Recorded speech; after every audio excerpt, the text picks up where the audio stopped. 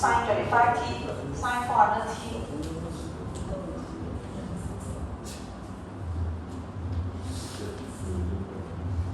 A very simple way to do it. Just break it into three. Just work on them separately. Right? 5. I think 5. This is a 5 is a very. This one is a linear input. So this one you can just directly. You can just directly do something with it, right? 5k, and then this one is a sinusoidal input. So do you still remember your sinusoid? Okay, just refer back to your So refer back to your sinusoid. You know you have to do something with all these.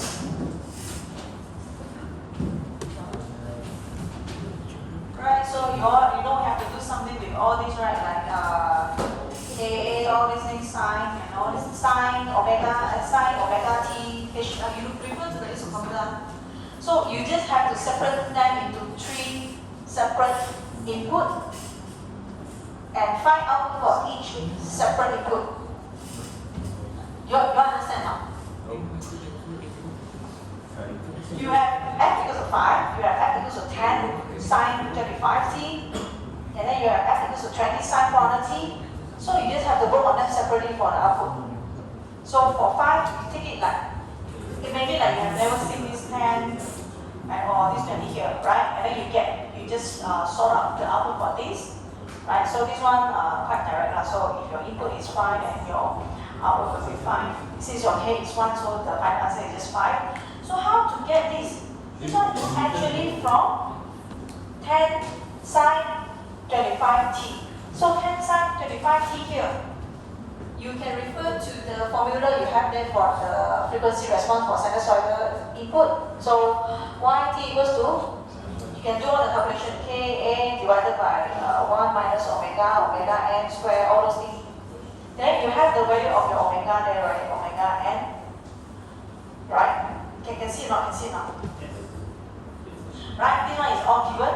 And then you also have the zeta value, so you just have to substitute back to the formula. Then the next one, this one is actually just treat it like a separate input signal and then just combine them together. That's it.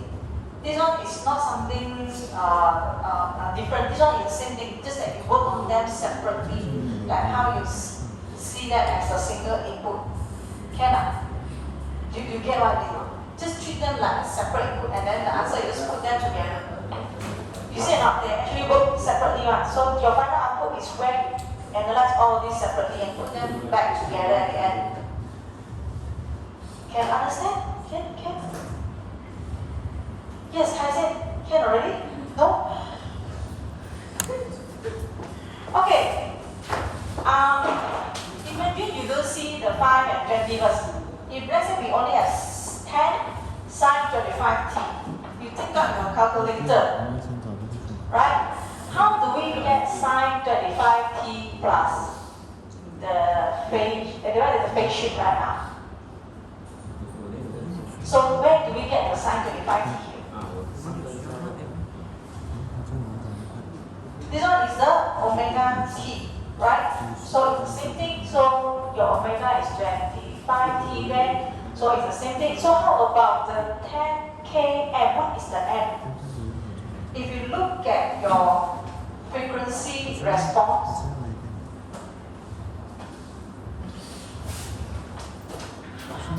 okay, refer back to the formula. Okay. If you look at your frequency response,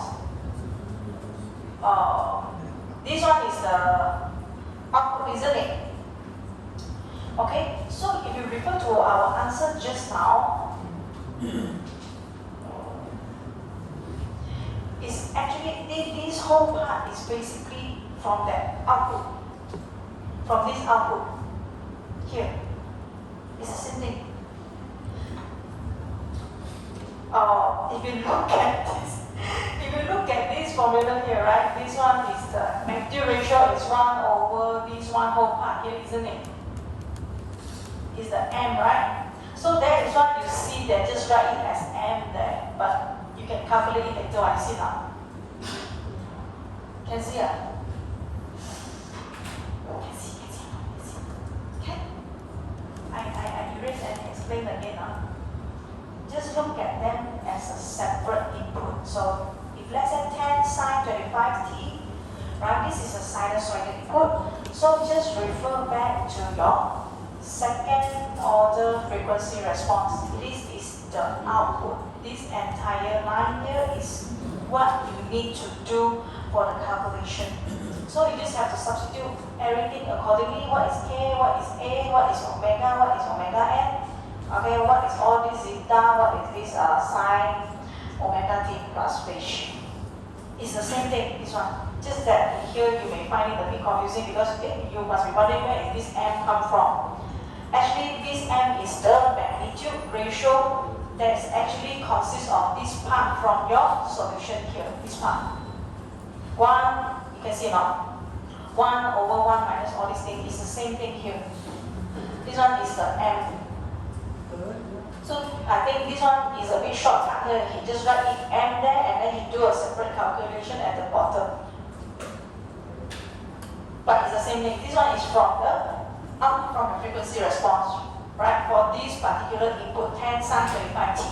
If let's say you are talking about this 20 sine 400t, same thing. Just work on it separately by using this output response for the second order system. It's the same thing. The whole thing is the same thing.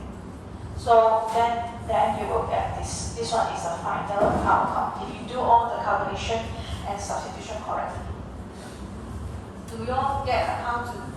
You understand? Most importantly, the main point here is when you see all the input in a combination, you don't have to worry if there's something different. You just separate them and work on them separately, and then you combine the final answer together as the output. You can see now. Just work on them separately. Okay?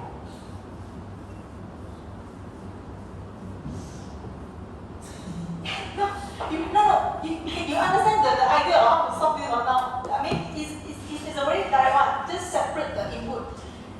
This is a sinusoidal input. So you need to find the output for the sinusoidal response. So you just work on them separately using the output from the sinusoid frequency response. Basically, this one is the output for the frequency response.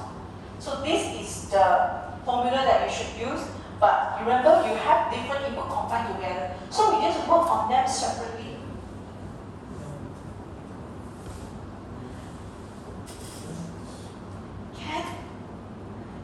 You get the logic or not? Just work on them separately. That's it.